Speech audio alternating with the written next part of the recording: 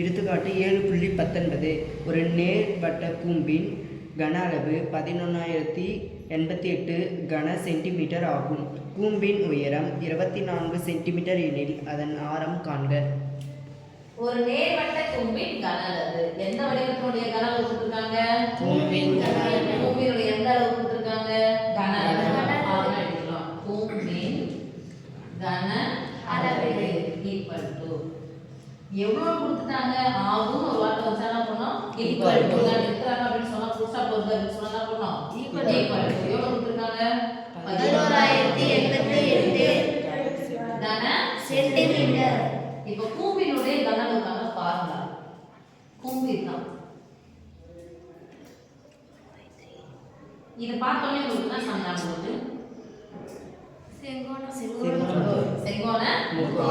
செங்கோண முக்கோணத்தினுடைய ஒரு பக்கத்தை அச்சா வச்சு சொல்லும்போது நமக்கு என்ன கிடைக்கும் அப்படின்னு சொன்னா கூம்பு கிடைக்கும். சரி, இதனுடைய கன அளவு அப்படின்னா எதுல இருந்து வந்து பார்க்கலாம்?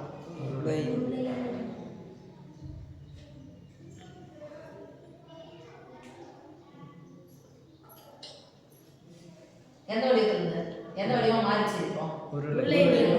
அப்போ உருளையின் கன அளவு 1 2 3 ஞாபகம் வச்சுக்கோங்க.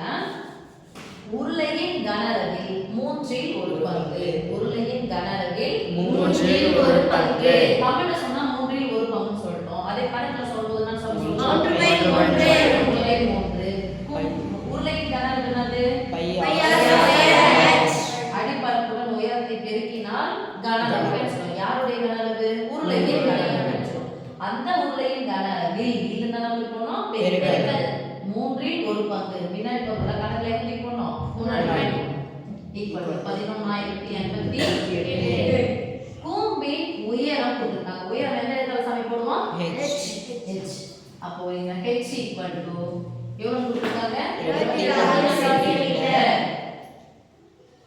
யூனிட்ஸ்னா கரெக்ட்டா இருக்கான்னு பார்க்கணும் சாமி. அளவுகள் இங்க சென்டிமீட்டர் இங்கேயும் சென்டிமீட்டர். ஓகே.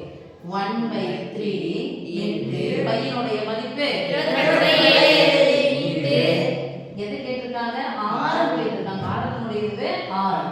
ஆரத்தினுடைய இது ஆரம். அப்ப r ஸ்கொயர் அப்படியே வச்சுக்கலாம். இன்டு h னுடைய மதிப்பு என்ன போட போறோம்? 24 ஈக்குவல் டு 11,088.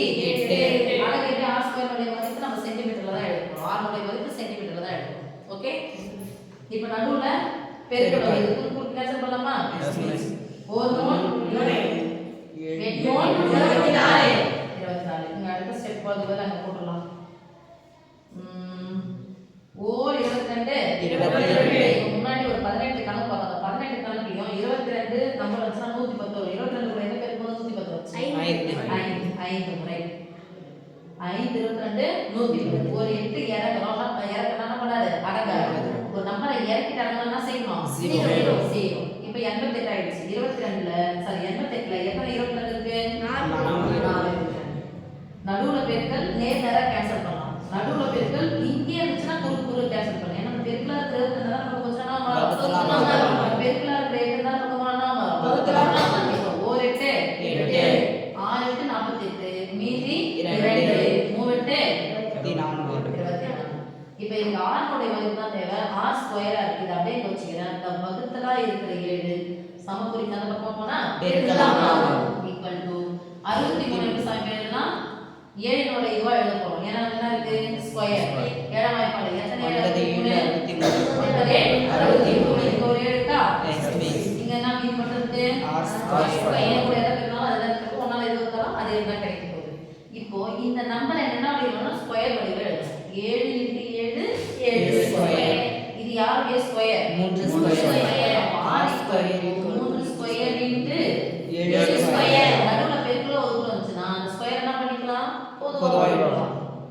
நடுவுல பெருக்கலோ வகுப்புல வந்துச்சுனா அந்த ஸ்கொயர் என்ன பண்ணிக்கலாம்? பொதுவா போடலாம். அந்த ஸ்கொயர் ஸ்கொயர் ஸ்கொயர் பொதுவா போயிடுச்சா? this implies r equal to மூவே எவ்வளவு சாமி? 21. என்ன போட போறோம்? சென்டிமீட்டர். இது யாரு? r தான் யாருமா? ஆரம். this implies r equal to 21 centimetre.